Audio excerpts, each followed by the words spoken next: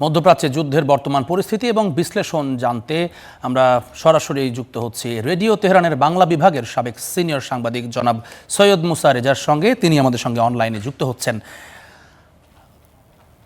সৈয়দ মুসা রেজা, আপনাকে স্বাগত। আমরা মূলত যেই বিষয় নিয়ে আপনার সঙ্গে যুক্ত হতে চাই এবং জানতে চাই সেটি হচ্ছে যে গত 6 দিন, আজকে 7ম দিনের মতো এই যে যুদ্ধটি চলমান, এটি কি প্রথমত যেটি জানতে চাওয়া, এটি কি এখন আমরা একটা ফুল স্কেল ওয়ার বলতে পারি? এটিকে পূর্ণ যুদ্ধের দিকেই যাচ্ছে কিনা বা দীর্ঘস্থায়ী? ধন্যবাদ আপনাকে। তবে এটা পূর্ণ যুদ্ধের দিকে যাচ্ছে কিনা বলা বলে ঠিক হবে না।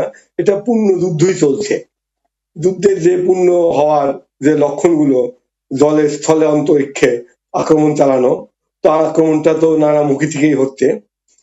আপনার স্থলে অবশ্য এখনো কোনো হামলা চালাবার খবর আমরা ওইভাবে পাইনি, কিন্তু পানিতে ধরুন হয়েছে যুদ্ধ, আকাশপথে তো যুদ্ধই হচ্ছে।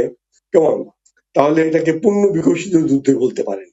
পূর্ণ বিকশিত যুদ্ধের দিকে যাচ্ছে কিনা বলার চেয়ে, তবে যেটা হলো যে আঞ্চলিক ভাবে এই যুদ্ধটায় সবাই জড়িয়ে পড়ছে কিনা সেটা এখন দেখার বিষয়।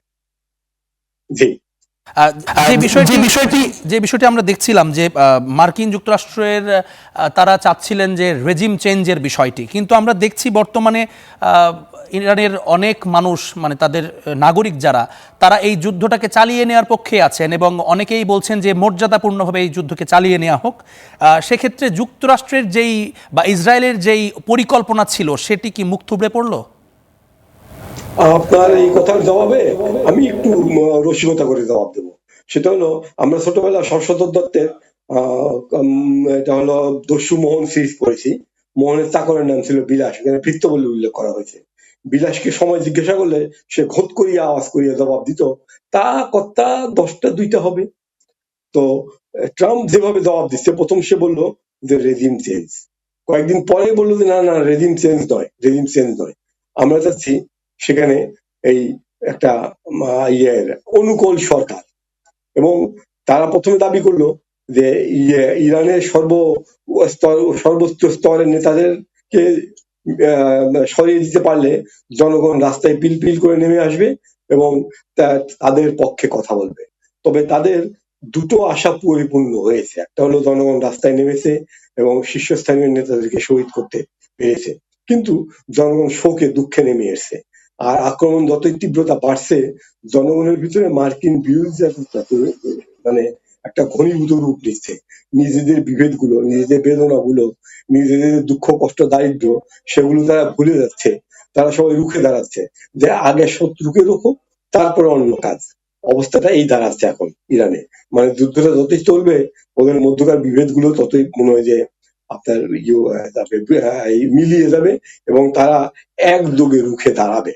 এদের ভিতরে রুখে দাঁড়াবার যে প্রবণতা, তাতে কোন রকম ভাঙ্গনের সুর দেখা দেয়নি, বরং ইমাম খামেনি বা আয়াতুল্লাহ উজমাউল খামেনি, যে রাহাবার হিসেবে পরিচিত, উনি যেটা হয়তো রক্ত দিয়ে লিখে গেলেন, যে আমাদের কবির ভাষায় রক্ত দিয়ে লেখা হলো, আমার রক্তে লেখা হলো তোমার সর্বনাশ।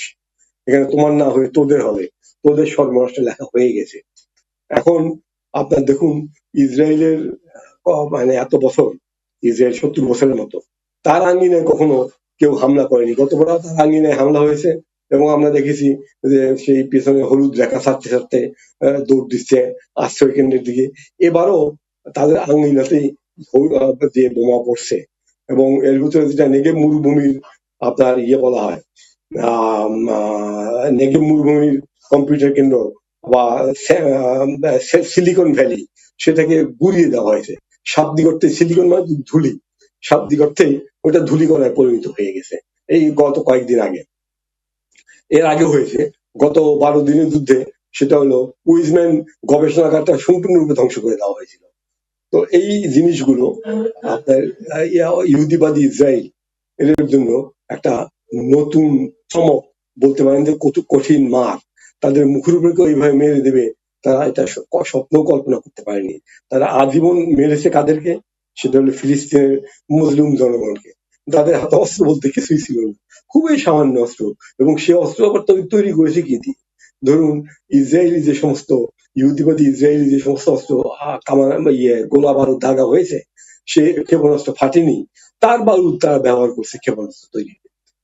সেক্ষেত্রেও গাজাতে যে যখন তারা গেল অভিযানে, সেই অভিযানে তাদের সাথে ভারতীয়রা প্রচুর পরিমাণে সহায়তা করেছে, কিন্তু সেখানে গাজাকে পুরো দখল করতে পারেনি।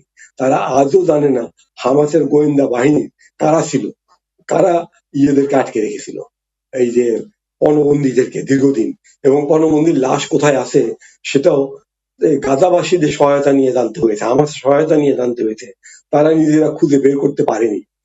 তো একই জিনিস একটু বৃহৎ ভাবে আপনি ইসরায়েলে ইরানের দিকে তাকিয়ে ভাবুন, যে একটা পুরনো সভ্য দেশ, এবং তারা কিন্তু যুদ্ধ চায়নি মোটেই না, এবং তারা বারবার বলছে যে আমরা পরমাণু বোমা বানাতে পারি কিন্তু বানাবো না। এটা রক্ত দিয়ে প্রমাণ দিয়ে গিয়েছে ইরানের সর্বোচ্চ নেতা এবং তার অনুগামীরা। এখনো তারা প্রমাণ দিচ্ছে, এখনো তারা পরমাণু বোমা বানাবার কোনো প্রয়াস চালাচ্ছে বলে মনে হয় না। যদি চালায় তাহলে সেটা হয়তো ভিন্ন একটা রূপ নেবে, এবং তখনই হয়তো ভরকে ভয়ঙ্কর ভাবে সেই সব বাস্তবতা দিয়ে কি ইরানকে ঠেলে দেওয়া হচ্ছে কিনা, সেই প্রশ্নটা এখন অনেকেই ভাবছেন।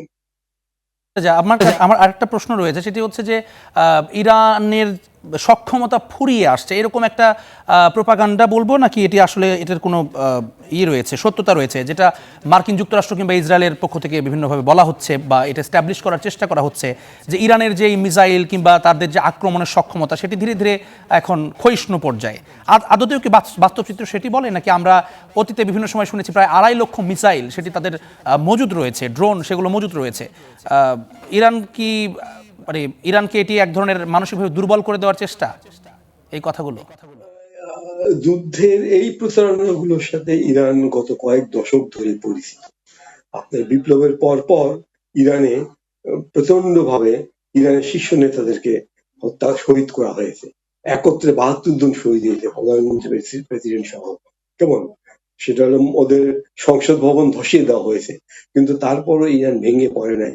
তখনও বলা হচ্ছিল যে এই তো শেষ হয়ে গেল, ইরানের যে সামর্থ্য, যে অর্থ যে শেষ হয়ে যাচ্ছে, কিন্তু আসলে তা না। এবং এবারও যেটা ক্ষেপণাস্ত্র ফুরিয়ে যাচ্ছে বলে যে হুজুগ তোলা হয়েছে, সেটা বাস্তবতার সাথে কতটুকু মিল আছে আমাদের ভেবে দেখার বিষয়। কারণ গত রাতেও তো তারা তেল আবিবে হামলা করেছে এবং আশেপাশে কিছু জায়গায় হামলা করেছে, এবং হামলাগুলো নিখুঁত ভাবে হামলা করা হচ্ছে, একেবারে নিখুঁত, যেখানে মারতে যাচ্ছে সেখানেই মারা হচ্ছে। তো এই সামর্থ্য যেটা হলো যুদ্ধ চালাবার সামর্থ্যের দিক থেকে যদি বলেন, দুই পক্ষেরই ফোরাবে। যারা ইরানে হামলা করছে তাদেরও তো সামর্থ্য একটা সীমাবদ্ধতা আছে, এবং তাদের যে ক্ষেপণাস্ত্র ধ্বংসী যে রকেট গুলো বা আরেক ধরনের ক্ষেপণাস্ত্র গুলো, সেগুলো তো প্রচুর দাম, প্রচুর দাম। আর ইরান ব্যবহার করতেছে খুবই অল্প দামের ড্রোন দিয়ে তাদের ধাঁধিয়ে দিচ্ছে, অথবা তাদের ক্ষেপণাস্ত্র যখন মারা হচ্ছে তখন আগে ড্রোন মেরে ওদেরকে বিভ্রান্ত করে তারপরে ক্ষেপণাস্ত্র মারা হচ্ছে। তো তাদের ফুরিয়ে 2.5 লক্ষ শুনেছেন আপনি, আমি আর একখানে দেখেছিলাম যে 5 লক্ষ। এটা কোন সংখ্যাটা ঠিক আমরা জানি না, এবং এগুলি কোনোটাই মাটির উপরে নেই বলা হচ্ছে, সেগুলো হলো গুপ্ত ঘাঁটিতে আছে। তো গুপ্ত ঘাঁটিতে থাকলে হবে না, সেগুলোকে মারতে হবে, মারার জন্য লাঞ্চার চাই। লাঞ্চারটা বের করলে তো আপনি মুখটা ধরা পড়তেছেন উপগ্রহ থেকে, যে আকাশে চোখে তাকিয়ে আছে উপগ্রহরা ইরানের উপরে, কেমন।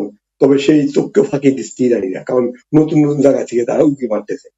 ফলে জি, ধন্যবাদ ধন্যবাদ সৈয়দ মুসা রেজা আপনাকে, এবং আমরা পরবর্তীতে নিঃসন্দেহে আপনাদের সঙ্গে আরও যুক্ত হব এবং আপনাদের বিশ্লেষণগুলো জানার চেষ্টা করব।